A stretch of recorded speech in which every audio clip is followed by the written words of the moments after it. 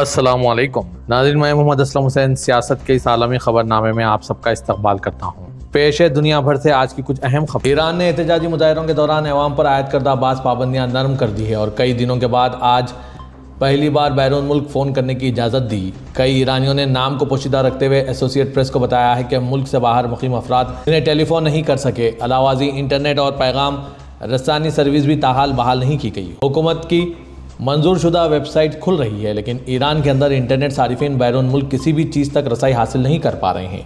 یہ واضح نہیں ہے کہ آیا پابندیاں مزید نرم ہوں گی یا نہیں۔ ایک مبصر تنظیم نے آج جاری کردہ بیان میں کہا ہے کہ ایرانی حکام کی طرف سے لاگو کی گئی ملک گیر انٹرنیٹ بندش کا مقصد مظاہرین کے خلاف مداخلت کے احتجاج کو پوشیدہ رکھنا ہے۔ ملک بھر میں 108 گھنٹے سے زائد عرصے سے انٹرنیٹ بند ہے۔ آج کے اس خبر نامے کو MS ایجوکیشن کی جانب سے اسپانسر کیا جا رہا ہے۔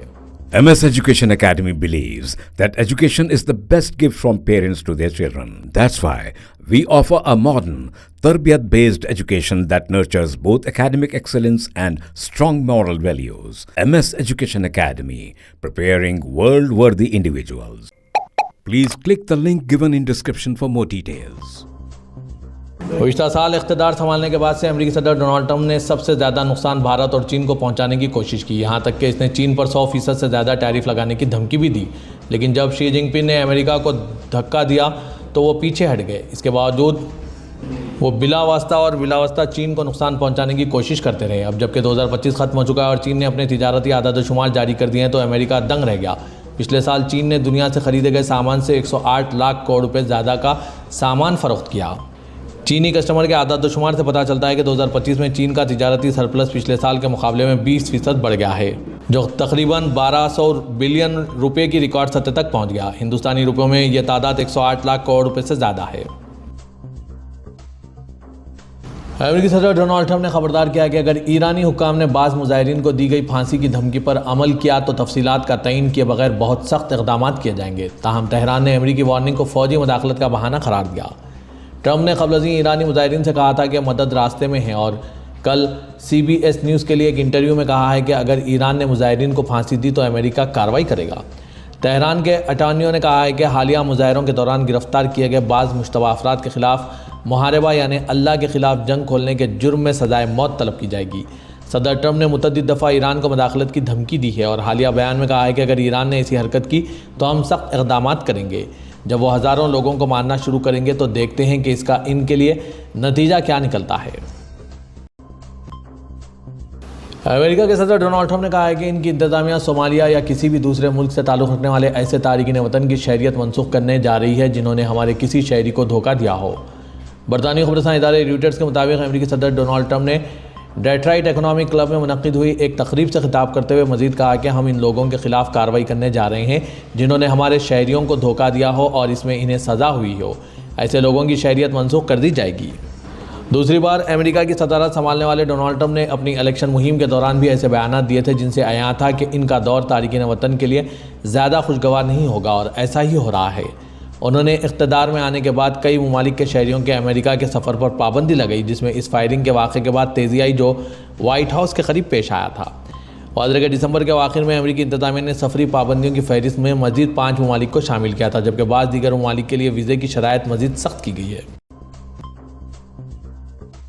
فرانس نے اعلان کیا ہے کہ وہ 6 فروری کو گرین لینڈ میں قونصل خانہ کھولے گا۔ فرانسیسی وزیر خارجہ ژان نوئل بارو نے اس اقدام کو ڈنمارک کے اس اسٹریٹجک علاقے پر ایک سیاسی پیغام قرار دیا جہاں امریکی صدر ڈونلڈ ٹرمپ نے قبضے کی خواہش ظاہر کی تھی۔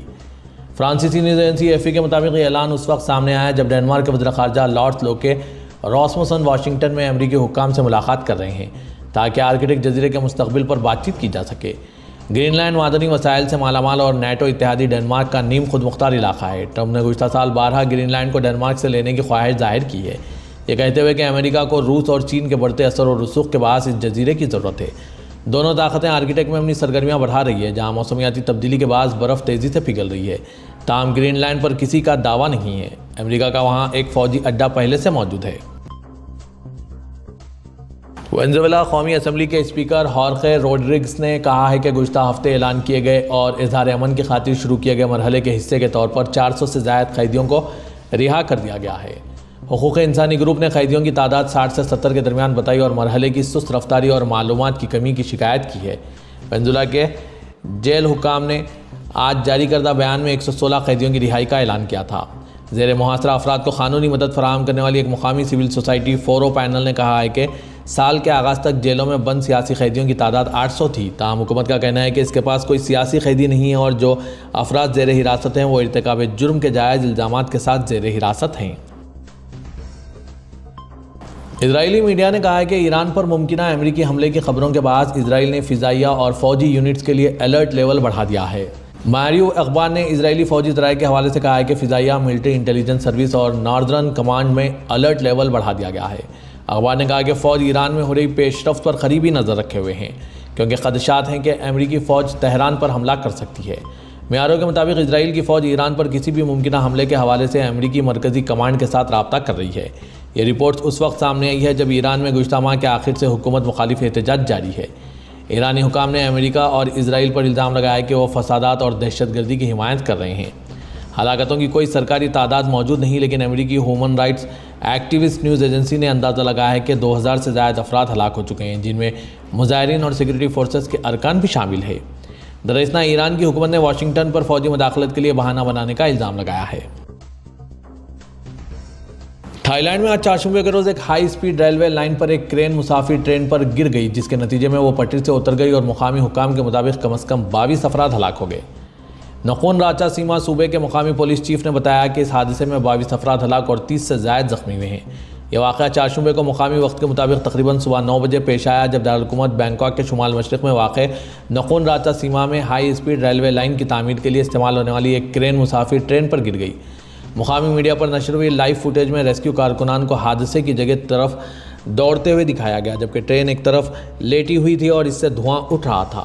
نخون راچا سیما صوبائی محکمے کا کہنا ہے کہ یہ ٹرین بینکاک سے اوبن راچا تھانی صوبے کی طرف جا رہی تھی۔ ٹرین میں کل 195 افراد سوار تھے اور حکام ہلاک شدگان کی شناخت کے عمل میں تیزی لائی جا رہی ہے۔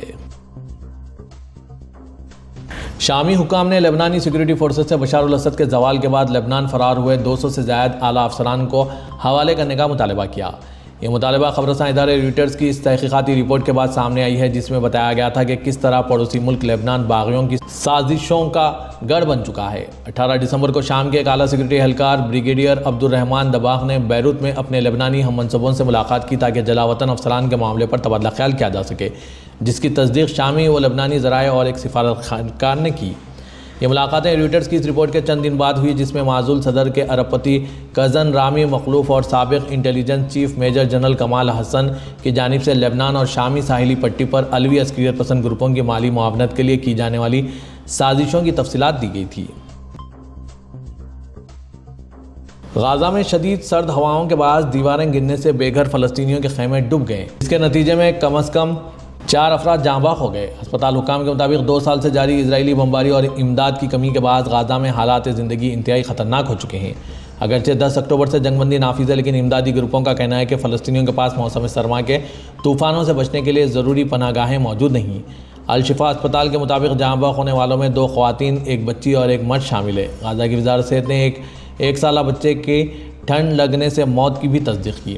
دراصل اسرائیلی فوج نے دعویٰ کیا ہے کہ آج جنوبی غزہ میں ان کے دستوں کے قریب دیکھے گئے 6 افراد کے ساتھ فائرنگ کا تبادلہ ہوا، جس میں رافہ کے مغربی علاقے میں 2 افراد مارے گئے۔